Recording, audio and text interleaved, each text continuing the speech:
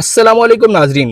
पाकिस्तान और West Indies के दरमियान 3 वनडे मैचेस की सीरीज का तीसरा और आखिरी मुकाबला होने जा रहा है। और अगर मैं ये कहूं कि ये मैच फैसला कुन होगा तो ये बिल्कुल गलत नहीं होगा, क्योंकि इस वक्त सीरीज एक एक मैच से बराबर है और अब ये आखिरी वनडे तय करेगा कि सीरीज किस टीम के नाम होगी। तो नाजरीन, ये फैसला कुन मैच कब, कहां और किस वक्त खेला जाएगा, मुकम्मल अपडेट आपको अभी देते हैं।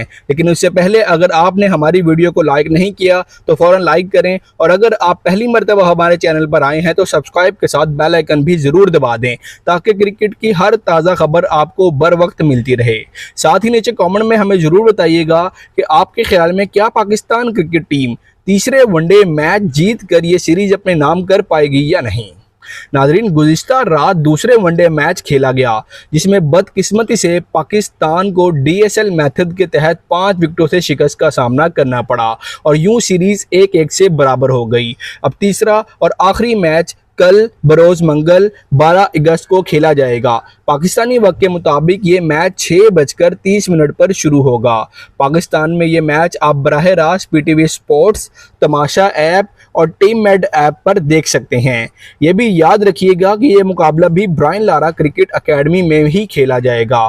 तो देखते हैं नाजरीन, कौन सी टीम बारी मारती है और सीरीज अपने नाम, पाकिस्तान या वेस्ट इंडीज़।